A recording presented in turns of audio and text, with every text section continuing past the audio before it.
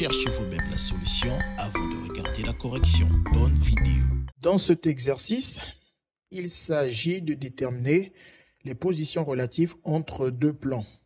Ici, le premier plan, c'est le plan A, B, C, dont les coordonnées de chacun des points A, B et C sont données dans l'énoncé. Et le deuxième plan est le plan P, dont l'équation cartésienne est donnée. Donc, pour résoudre ce problème, on commence par rappeler les différentes positions relatives entre deux plans. Deux plans peuvent être strictement parallèles. Dans ce cas, il faudra montrer que, par exemple, le vecteur n, qui est normal au plan P, est un vecteur qui est orthogonal au vecteur AB et AC du plan ABC, où les vecteurs AB et AC sont deux vecteurs non collinéaires du plan ABC. Ensuite, si on veut montrer que les plans sont confondus, il faut montrer que les points A, B et C appartiennent au plan P. Comme nous avons les coordonnées de ces trois points, on va montrer que les coordonnées de ABC vérifient l'équation cartésienne du plan P si les deux plans sont confondus. Ensuite, pour le troisième cas, si les deux plans ne sont pas strictement parallèles ou confondus, on pourra conclure que forcément nos deux plans sont séquents. Et lorsque deux plans sont séquents, ils sont séquents suivant une droite D. Donc, je vous ai rappelé les différents points ici. Pour montrer qu'un point A appartient à un plan P, il faut juste remplacer les coordonnées de A dans l'équation cartésienne du plan P. Ensuite, pour montrer que deux plans sont parallèles, je montre que tout vecteur normal de l'un est un vecteur normal de l'autre. Et ensuite, pour montrer qu'un vecteur n est normal à un plan ABC, il faut montrer que n est orthogonal à deux vecteurs non collinéaires. Ici en bas, je vous ai rajouté d'autres points que nous allons utiliser, que nous avons déjà utilisés dans les autres exercices, donc on ne va pas forcément les réexpliquer ici. Donc, sans plus tarder, nous allons essayer de résoudre notre problème. Donc, on commence par la première réponse qu'on nous propose, la réponse A. On nous dit, les deux plans sont séquents en un point. Comme on vient de le voir, deux plans ne peuvent qu'être séquents suivant une droite. Donc, s'ils sont séquents, ça ne peut pas être en un point, ce sera forcément suivant une droite. Donc, on peut déjà dire que la réponse A n'est pas une bonne réponse. Ensuite, on nous demande, les deux plans sont confondus. Pour que les deux plans soient confondus, tout point de l'un doit être un plan de l'autre. Donc, on va vérifier si chacun des points A, B, C appartiennent bien au plan P. Et pour cela, on va remplacer leurs coordonnées dans l'équation cartésienne du plan. Donc, on va dans l'ordre. On commence par le point A. Je vais calculer XA plus 4YA moins 2ZA plus 4 et voir si ça me donne bien 0. Donc, on y va. Ça me fait X de A plus 4Y de A moins 2Z de A plus 4, je fais le calcul, X de A c'est 0, Y de A ça fait donc 4 fois 3, et Z de A ça me fait moins 2 fois 1 plus 4. Donc, quand j'effectue ce calcul, ça me donne 4 fois 3, ça fait 12, 12 plus 4, ça me fait 16, 16 moins 2, ça me fait 14. Je n'ai pas obtenu 0.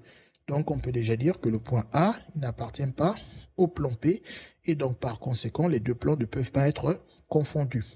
Ensuite, est-ce que, donc déjà la réponse est B, c'est pas bon. Ensuite, la C, est-ce que les deux plans sont parallèles? Donc, est-ce qu'un vecteur normal de P est forcément orthogonal à deux vecteurs non collinéaires de ABC? Donc, on va commencer par trouver un vecteur normal de notre plan P. Et là, quelque part, ici, j'ai rappelé que lorsqu'on a un plan P qui a une équation cartésienne de la forme AX plus BY plus C plus D égale à 0, un vecteur normal, c'est un vecteur de coordonnées ABC, où A se lit sur X, B se lit sur Y et C se lit sur Z.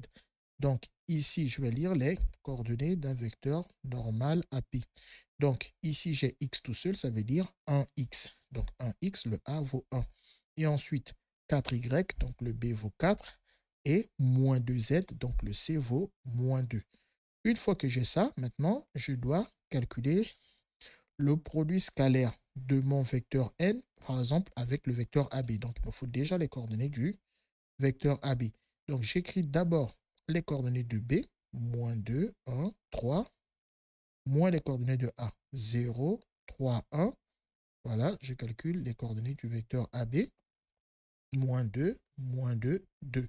Et ensuite, j'effectue le produit scalaire pour voir si ces deux vecteurs sont orthogonaux. Si le produit scalaire est nul, les vecteurs vont être orthogonaux, sinon ils ne seront pas orthogonaux.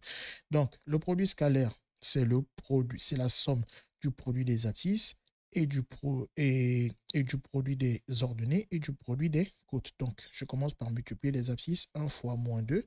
Et après, j'additionne le produit des ordonnées, donc 4 fois moins 2. Et je rajoute le produit des côtes. Voilà, donc là, ça me fait moins 2, moins 8, moins 4. Ce qui me fait moins 14. Je n'ai pas obtenu 0. Les vecteurs n et ab ne sont pas orthogonaux car leur produit scalaire n'est pas égal à 0. Donc, par conséquent, mes deux plans ne peuvent pas être parallèles parce que le vecteur n, qui est un vecteur normal au plan P, n'est pas un vecteur normal au plan ABC car il n'est pas orthogonal à tous les vecteurs du plan ABC, par exemple le vecteur AB. Voilà.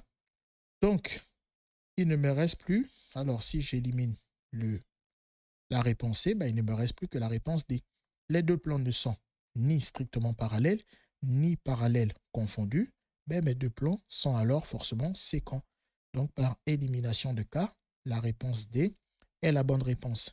Donc, je précise juste au passage que comme j'ai dit que le vecteur n, si c'est un vecteur normal du plan ABC, il doit être orthogonal à tous les vecteurs qui vont diriger le plan ABC. Mais on n'a pas besoin de montrer que n est orthogonal à tous les vecteurs qui dirigent le plan ABC. Il sera orthogonal à tous les vecteurs qui dirigent le plan ABC si et seulement si il est juste orthogonal à deux vecteurs non collinéaires qui dirigent le plan ABC. Voilà, donc la seule bonne réponse est la réponse D. Les mathématiques, ce n'est pas juste de la mémorisation et de l'application de cours. Ça nous aide à comprendre le monde qui nous entoure et à prendre des décisions.